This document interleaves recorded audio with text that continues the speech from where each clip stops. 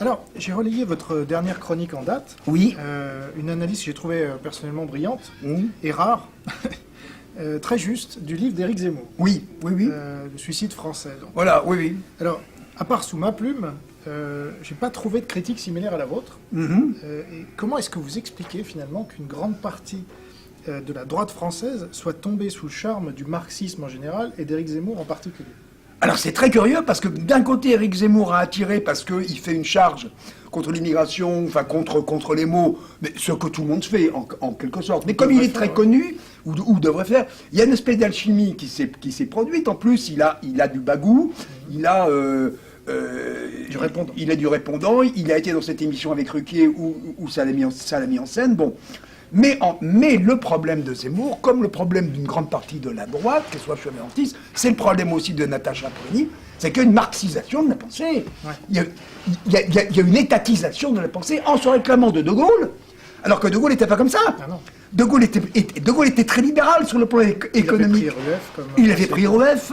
Et il ne confondait pas, comme le fait sans arrêt Zemmour, il confond sans arrêt l'État pachydermique qui intervient dans l'économie et l'État souverain qui est maigre, qui est fort au contraire, qui n'intervient pas dans l'économie. Exemple type, l'État américain. Est-ce que l'État américain... De moins en moins, mais... De moins en moins, mais oui, de moins en moins. Obama a essayé de franciser l'État américain. Oui. Bon. Ou l'État gaulliste. Voilà, mais il faut bien savoir qu'actuellement, 57,1% de dépenses du PIB français sont des dépenses publiques. Sous De Gaulle, c'était que 30% seulement. Ou 34. Ou 34%, voilà, bon. Donc, on est véritablement... Bon, alors, ça, première confusion. Deuxième confusion de Zemmour, confusion, d'ailleurs, qui partage avec Chevènement, c'est le colbertisme. Le colbertisme. Colbert, c'est une catastrophe pour la France, ce que les gens ne savent pas. Une catastrophe. C'est à cause de Colbert... Il a instauré une espèce d'économie anti-mercantile. C'est à cause de Colbert que l'Angleterre et les Pays-Bas ont pu décoller, au contraire. Parce que Colbert voulait tout syndicaliser.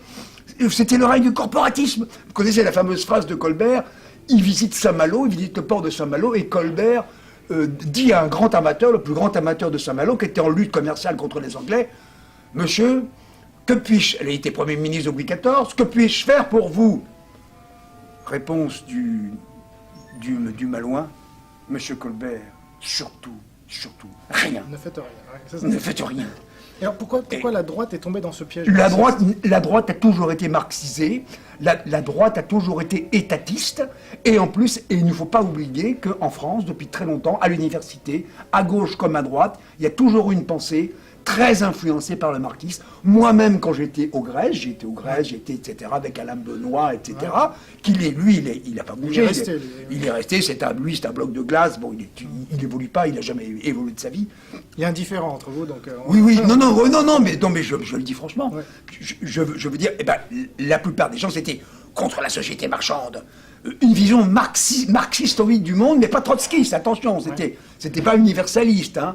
Et comment je suis sorti de là? J'en suis sorti en lisant Aristote qui dit il faut aller de la pratique à la théorie et non pas de la théorie à la pratique, et surtout en travaillant en entreprise. J'ai vu comment ça se passait réellement, j'ai compris qu'est-ce qui crée vraiment les richesses. Ce qui crée les richesses, c'est le marché, c'est les entrepreneurs de marché. J'ai compris une chose, c'est que le fait d'être dans le marché ne signifie absolument pas au contraire être contre la nation, ni être contre la souveraineté du peuple, ni être...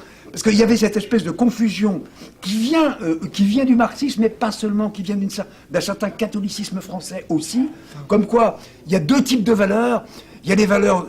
Il y a un côté puritain là-dedans. Il y a les valeurs pures du non-marché, de la nation, de l'armée, de la transcendance, etc. Et puis il y a l'horrible marigot, de l'argent, il y a l'horrible marigot... C'est une distinction qu'on retrouve dans l'islam, d'ailleurs. Qu'on retrouve tout à fait dans l'islam, mais c'est d'une hypocrisie totale, dans la mesure où tous ces régimes étatistes, etc., donnent des apparatchiks qui ne pensent qu'à une seule chose, c'est à s'enrichir et à corrompre tout le monde.